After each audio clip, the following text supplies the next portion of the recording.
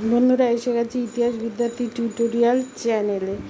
আজ আমি সাম্রাজ্যের সংজ্ঞা এবং সাম্রাজ্যের বৈশিষ্ট্য নিয়ে আলোচনা করব। সাম্রাজ্যের সংজ্ঞা। ইংরেজি এম্পায়ারের বাংলা প্রতিশব্দ হলো সাম্রাজ্য। ইংরেজি এম্পায়ার শব্দটি লাতিন শব্দ ইম্পেরিয়াম থেকে এসেছে, যার অর্থ হলো শক্তি বা পাওয়ার বা কর্তৃত্ব বা অথরিটি। সাম্রাজ্য বা এম্পায়ারের সংজ্ঞা দিতে গিয়ে বিভিন্ন পণ্ডিত বিভিন্ন দৃষ্টিকোণ থেকে এই বিষয়ে অভিমত ব্যক্ত করেছেন। সাধারণভাবে সাম্রাজ্য বলতে রাজতন্ত্র বা মনার্কি বা অভিজাততন্ত্রের অন্তর্গত একজন সম্রাট বা সম্রাজ্ঞীর অধীনস্থ এমন বিস্তৃত ভূখণ্ড বা বিভিন্ন রাজ্যের সমন্বয়ে গড়ে ওঠা রাষ্ট্রকে বোঝায়, যা রাজ্যের চেয়ে সুবিস্তৃত হবে এবং যেখানে সর্বদা বিভিন্ন জাতি বা সম্প্রদায়ের মানুষ বসবাস করবে এবং সেই সব জাতি বা সম্প্রদায়কে শাসন করার উদ্দেশ্যে সম্রাটের একটি সুনির্দিষ্ট শাসন কাঠামো থাকবে। অর্থাৎ কোনো শক্তিশালী রাজতান্ত্রিক বা অভিজাততান্ত্রিক শাসক গোষ্ঠীর অধীনস্থ সুবৃহৎ রাষ্ট্রকে সাম্রাজ্য বলা যায়। অন্যভাবে বলা যায়, সাম্রাজ্য হলো কোনো শাসকের নেতৃত্বাধীন সেই ভৌগোলিক অঞ্চল যে অঞ্চল সাম্রাজ্যবাদী নীতি গ্রহণ করে রাষ্ট্রীয় সীমানার প্রসার ঘটায়। আবার কেউ কেউ মনে করেন যে যখন কোনো ভূখণ্ডের শাসক সম্রাট উপাধি ধারণ করেন তখন তার অধীনস্থ রাষ্ট্রকে সাম্রাজ্য বলা যেতে পারে। ফ্রান্সের প্রথম নেপোলিয়ান 1799 খ্রিস্টাব্দে ফ্রান্সের শাসন ক্ষমতা দখল করলেও তিনি 1804 খ্রিস্টাব্দে সম্রাট উপাধি গ্রহণ করেন। ফলে ফ্রান্স তখন সাম্রাজ্যে পরিণত হয়। রাজনৈতিক ধারণা অনুসারে সাম্রাজ্য বলতে ভৌগোলিকভাবে বিস্তৃত বিভিন্ন রাজ্য ও জাতির ঐক্যবদ্ধ একক বোঝায়, যেখানে শাসনকার্য পরিচালনা করে কোনো রাজতন্ত্র, সম্রাট বা সাম্রাজ্ঞী অথবা কয়েকজনের একটি ক্ষুদ্র গোষ্ঠী। সাম্রাজ্যের সংজ্ঞা দিয়ে দ্য অক্সফোর্ড ইংলিশ রেফারেন্স ডিকশনারিতে শাসক ও শাসিতের ব্যবধানের উপর গুরুত্ব দিয়ে লেখা হয়েছে, সাম্রাজ্য হলো রাজনৈতিক ও সামরিক ভিত্তিতে গঠিত ভূখণ্ডে সেই জনসমষ্টি যারা সংস্কৃতিগতভাবে এবং জাতিগতভাবে শাসক গোষ্ঠীর থেকে পৃথক।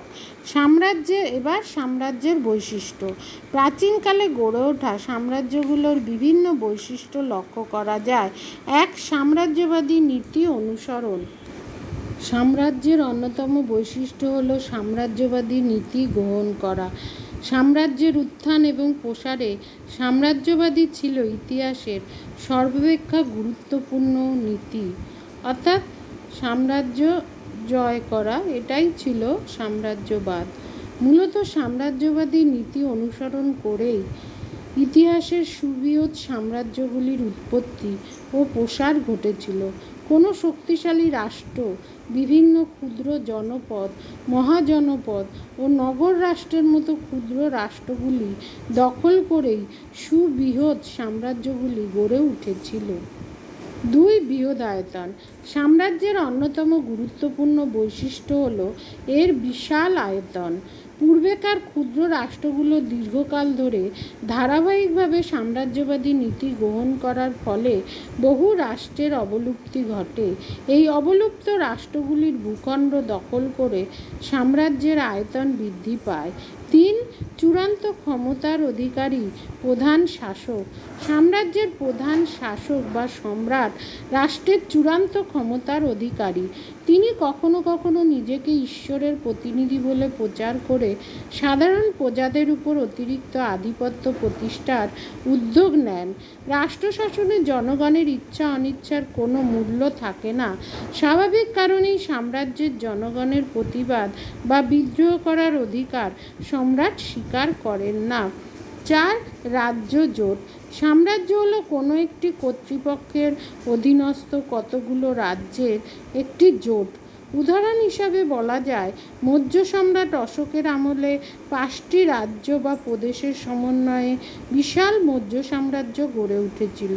এই 5টি প্রদেশের নাম ছিল উত্তরাপথ, অবন্তী, দক্ষিণাপথ, প্রাচ্য ও কলিঙ্গ। পরেরটা 5 রাজতন্ত্র বা অভিজাততন্ত্রের উপস্থিতি। সাম্রাজ্যের শাসন ক্ষমতা পরিচালিত হয় কোনো রাজতন্ত্র বা অভিজাততন্ত্রের দ্বারা। রাজতন্ত্র সাধারণত বংশানুক্রমিক হয়, অর্থাৎ রাজা বা সম্রাটের মৃত্যুর পর তার উত্তরাধিকারী সিংহাসন লাভ করেন। 6 বিভিন্ন জাতির অস্তিত্ব। সাম্রাজ্যে বিভিন্ন জাতির মানুষ বসবাস করতে পারে। এর অধিকাংশই সম্রাট অর্থাৎ শাসকের জাতি থেকে আলাদা হয়, কিন্তু বিভিন্ন জাতির বসবাসের কারণে সাম্রাজ্যকে কখনোই আধুনিক যুক্তরাষ্ট্রীয় কাঠামোর সঙ্গে এক করে দেখা ঠিক নয়। 7 উপাদানের বিভিন্নতা। সাম্রাজ্য বিভিন্ন উপাদানের সমন্বয়ে গড়ে ওঠে। এই উপাদানগুলির মধ্যে উল্লেখযোগ্য হল বিভিন্ন গোষ্ঠী, জাতি, সংস্কৃতি, ধর্ম প্রভৃতি। সাম্রাজ্যের এই উপাদানগুলিতে বিভিন্নতা বা প্রভেদও থাকে।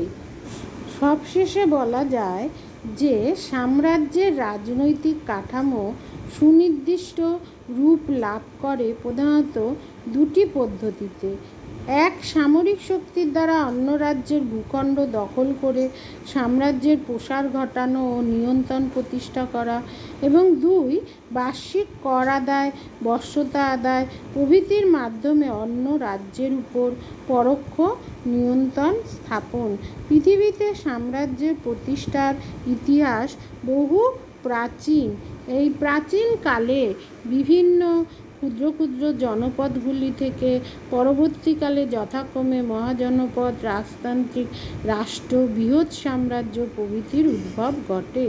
রাষ্ট্রের এইরূপ আয়তন বৃদ্ধির ক্ষেত্রে সাম্রাজ্যবাদী নীতি গুরুত্বপূর্ণ ভূমিকা পালন করে। আজ আসি, দেখা হচ্ছে পরবর্তী ভিডিওতে। চ্যানেলটা অবশ্যই সাবস্ক্রাইব করো, লাইক করো।